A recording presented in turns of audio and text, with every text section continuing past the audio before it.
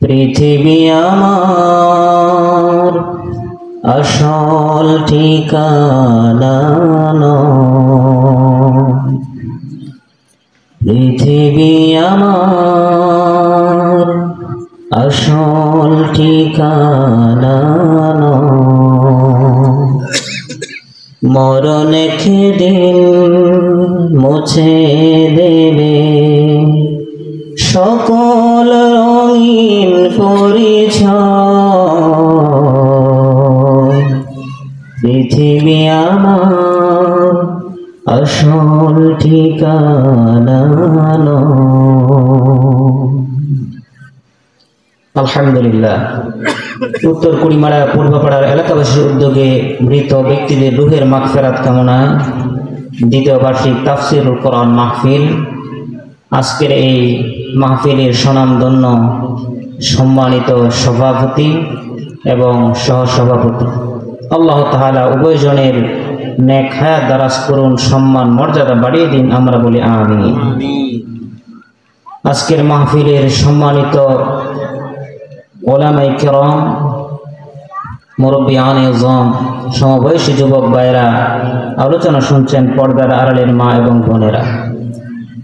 মহান আল্লাহ সুবহানাহু ওয়া তাআলার দরবারে আমরা কালিমাতুল শুকরিয়া জানাই, যিনি আমাদেরকে সুন্দরতম পরিবেশে সুন্দর একটি দুনিয়ার জান্নাতের টুকরা যিনি আমাদেরকে একত্রিত করেছেন। মন প্রাণ উজাড় করে অন্তরের সবটুকুন শ্রদ্ধা এবং ভালোবাসা দিয়ে আমাদের মনিব আল্লাহ তাআলাকে আমরা শুকরিয়া জানাই। সকলে আওয়াজ করে পড়ছি আলহামদুলিল্লাহ। দরুদ এবং সালাম বর্ষিত হোক আমাদের কলিজার টুকরা প্রিয় নবী মুহাম্মদুর রাসূলুল্লাহ সাল্লাল্লাহু আলাইহি ওয়াসাল্লামের উপর, যিনাকে মহান আল্লাহ রাব্বুল আলামিন তাম বিশ্ব মানুষের জন্য এক মহান আদর্শ করে পাঠিয়েছেন। আল্লাহ রাব্বুল আলামিন বলেন, লাকাদ কানা লাকুম ফি রাসূলিল্লাহি উসওয়াতুন হাসানাহ। আল্লাহ রাব্বুল আলামিন জানিয়ে দিচ্ছেন, ও পৃথিবীর মানুষেরা শোনো, তাম পৃথিবীর মানুষের জন্য, তোমাদের জন্য শুধুমাত্র আদর্শ হবে একজন, মুহাম্মদুর রাসূলুল্লাহ সাল্লাল্লাহু আলাইহি ওয়াসাল্লাম। তিনি ছাড়া অন্য কোনো মানুষ মানুষের জীবনে আদর্শ হতে পারে না। তিনি হচ্ছেন একমাত্র আদর্শ। এজন্যই মুহতারাম হাজিরিন, মহান আল্লাহ সুবহানাহু ওয়া তাআলা সুন্দর করে আরেক জায়গায় বলছেন, আফাহাসিবতুম আন্নামা খালাকনাকুম আবাতান ওয়া আন্নাকুম ইলাইনা লা তুরজাউন। আল্লাহু আকবার। আফাহাসিবতুম, তোমরা কি ধারণা করেছো, নিয়েছো নাকি? খুব সংক্ষেপে ধারণা করে নিয়েছো তোমাদেরকে আমি অনর্থক সৃষ্টি করেছি? কখনো নয়। এই দুনিয়ার মানুষ, এই যে আমার সামনে যে মাইক দিয়ে আমরা কথা বলছি, এই মাইকটার পেছনে বানানোর উদ্দেশ্য আছে না নাই? মাইকের উদ্দেশ্য হচ্ছে ছোট আওয়াজকে মানুষের সামনে বড় করে তুলবে। আমাদের হাতে ঘড়ি দেয়, ঘড়ির কাজ হচ্ছে সময় বলে দেয়া। যদি ঘড়িটা সময় বলে না দেয়, ব্যাটারি ফিউজ হয়ে যায়, আমরা ঘড়িটাকে ছড়ে ফেলে দেই। মাইক যদি আওয়াজকে বড় করে না তোলে, সেই মাইকটাকে আমরা ছড়ে ফেলে দেই, মেরামত করার জন্য কারিগরের কাছে যাই। তার মানে হচ্ছে পৃথিবীর প্রত্যেকটা জিনিস সৃষ্টির পেছনে নির্দিষ্ট কোনো উদ্দেশ্য রয়েছে। এজন্য এই ছোট্ট একটা জিনিসের যদি মহান উদ্দেশ্যে বানিয়ে থাকে, আমাদের মতো মানুষ আশরাফুল মাখলুকাত যে আল্লাহ আমাদেরকে বানিয়েছেন, এমনি এমনি কি আল্লাহ আমাদেরকে বানিয়ে দিয়েছেন? কখনো না। কি জন্য বানিয়েছেন? আল্লাহ রাব্বুল আলামিন বলেছেন, ওয়া মা খালাকাতুল জিন্না ওয়াল ইনসা ইল্লা লিয়াবুদুন। মানুষ এবং জিন, এই দুইটা জাতিকে শুধুমাত্র আমি বানিয়েছি আমার ইবাদত করার জন্য, আল্লাহর ইবাদত করার জন্য আল্লাহ তাআলা বানিয়েছেন। মুহতারাম হাজিরিন, এই জন্য এই যে আল্লাহ তাআলা আমাদের ইবাদত করার জন্য বানিয়েছেন, এই বানানোর উদ্দেশ্যটা হচ্ছে যে আমাদের আদর্শ হবে শুধুমাত্র মুহাম্মদ সাল্লাল্লাহু আলাইহি ওয়াসাল্লাম। কারণ রাসূলুল্লাহর আদর্শ ছাড়া আপনি ইসলাম বুঝবেন না, তিনি এমন এক মহান রাসূল যাকে ছাড়া ইসলামকে কল্পনা করা যায় না, এবং তিনি এমন রাসূল যিনি আকাশের দিকে হাত অঙ্গুলি তুললে আকাশের চাঁদ পর্যন্ত দ্বিখণ্ডিত হয়ে যায়। সুবহানাল্লাহ। তিনি এমন রাসূল, সম্মান মর্যাদা আল্লাহ তাআলা প্রিয় নবীকে এতটাই দিয়েছেন, সমস্ত নবী রাসূলদেরকে আল্লাহ রাব্বুল আলামিন নাম ধরে ডেকেছেন। যেমন তিনি বলেছেন, ইয়া আদামুসকুন আনতা ওয়া যাওজুকাল জান্নাহ। আরেক জায়গায় বলছেন, ইয়া ইয়াহইয়া খুযিল কিতাবা বিকুওয়া ওয়া মা তিলকা বিয়ামিনিকা ইয়া মূসা। মানে সকল জায়গায় অন্যান্য নবীদেরকে আল্লাহ তাআলা নাম ধরে রেখেছেন, কিন্তু আমাদের রাসূলকে, আমাদের কলিজার টুকরা প্রিয় নবী মুহাম্মদুর রাসূলুল্লাহ সাল্লাল্লাহু আলাইহি ওয়াসাল্লামকে আল্লাহ কোনো জায়গায় নাম ধরে রাখেননি। এক জায়গায় যেখানে তিনি রেখেছেন সেখানে রিসালাতের বর্ণনা দিয়েছেন। যেমন তিনি বলেছেন, মুহাম্মাদুর রাসূলুল্লাহি ওয়াল্লাযীনা মা'আহু আশিদ্দাউ আলাল কুফফারি রুহামাউ বাইনাহুম। এখানে আল্লাহ তাআলা রাসূলুল্লাহ রিসালাতের কথা ঘোষণা দিয়েছেন। অন্য একটা আয়াতের ভিতরে রব্বুল আলামিন রাসূলকে সুন্দর করে তিনি ডেকেছেন, বলেছেন, ইয়া আইয়ুহান নবী ইন্না আরসালনাকা শাহিদান ওয়া মুবাশশিরান ওয়া নাযীরা ওয়া দা'iয়ান ইলাল্লাহি বিইذনিহি ওয়া সিরাজান মুনীরা। আল্লাহু আকবার বলেন। মুহতারাম হাজিরিন, দেখেন আল্লাহ তাআলা তার রাসূলকে কি করে রেখেছেন। ইয়া আইয়ুহান নবী, হে আমার নবী, ইন্না আরসালনাকা শাহিদান ওয়া মুবাশশির, আমি আপনাকে সাক্ষ্যদাতা হিসেবে, সতর্ককারী হিসেবে পৃথিবীর বুকে পাঠিয়েছি। তামাম বিশ্বের মানুষকে লাইট, আলোক বর্তিকা দেখাবার জন্য, অন্ধকারের পথ থেকে আলোর দিকে নিয়ে আসার জন্য আমি আপনাকে প্রেরণ করেছি।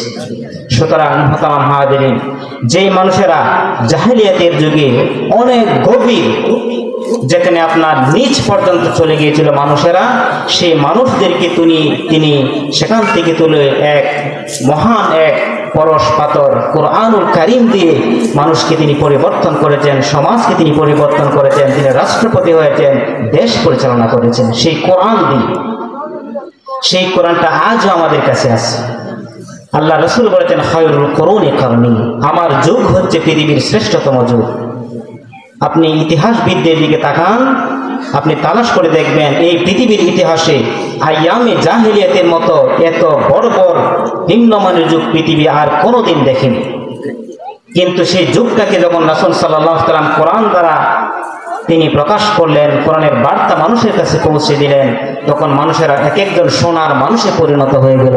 এবং তাদের নাম বলতে গেলে বলতে হয় রাদিয়াল্লাহু তাআলা। আল্লাহ পাক যাদের উপরে সন্তুষ্ট, আল্লাহ যাদের উপরে সন্তুষ্ট, ইনারাই হচ্ছেন সাহাবায়ে কেরাম রিদওয়ানুল্লাহি তাআলা আলাইহিম আজমাইন। মুহতারাম হাজিরিন, আল্লাহ রাসূল আমাদের জন্য আদর্শ কেন? আমরা যে বলি অমুক নেতা আমার আদর্শ, অমুক নেতা আমার আদর্শ, আমার প্রিয় নবী মুহাম্মদ সাল্লাল্লাহু আলাইহি ওয়াসাল্লাম আমার আদর্শ কেন?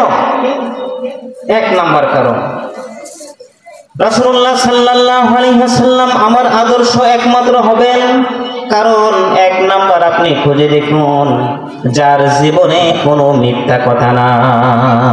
কি বলেন, আমাদের রাসূলের জীবনে কোনো মিথ্যা আছে? মিথ্যা কথা নাই।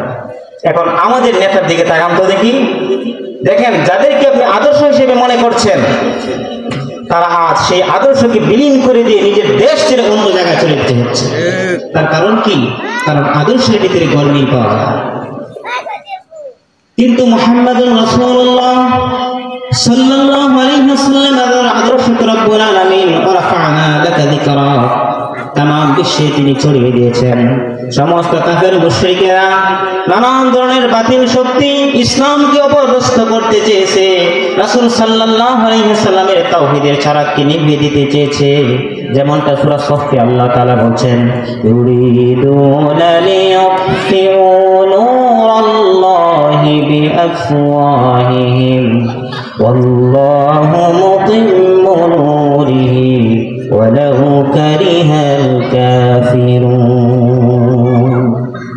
ওরা চায় মুখের ফু দিয়ে আমার আলোকে ওরা নির্বাপিত করে দিবে। কি বলেন, চাইনি এতটি বছর পর্যন্ত যে ইসলামের আলো নিভে যাক? ওরা কি চাইনি? চেয়েছে, কিন্তু পেরেছে কি? আল্লাহ তাআলা বলছেন না, আমার আলোকে, আমার তাওহীদের চারাগকে, আমার মুহাম্মদ সাল্লাল্লাহু আলাইহি সাল্লামের সিরাতকে নিভিয়ে দেবে এমন কোন শক্তি পৃথিবীর বুকে জন্ম নেয়নি। সুতরাং মুহতারাম হাজরিন, দুনিয়ার সামান্য তন্ত্র মন্ত্রের ভিত্তিতে করে আপনার আদর্শকে বিলীন করে মান কারাআল কোরআন, যে কোরআন পড়বে, কোরআন শিখবে, শিখাবে এবং হালালকে হালাল জানবে, হারামকে হারাম জানবে, এটা হচ্ছে জান্নাতের পুরস্কার। তারপরে আরো সুপারলেটিভ পুরস্কার আল্লাহ তাআলা দিয়েছেন। নবীজি বলেছেন শুধু এখানেই শেষ নয়, যে ব্যক্তি কোরআন পড়বে এই লোকটা যখন হাসরের ময়দানে উঠবে, হাসরের ময়দানে ওঠার পরে যখন সে দেখবে কোরআন পড়ার কারণে সে জান্নাতে হয়ে গিয়েছে, ওই লোকটা তাকিয়ে দেখবে তার বংশের এমন 10 জন মানুষ রয়েছে যারা জাহান্নামে পড়ে রয়েছে।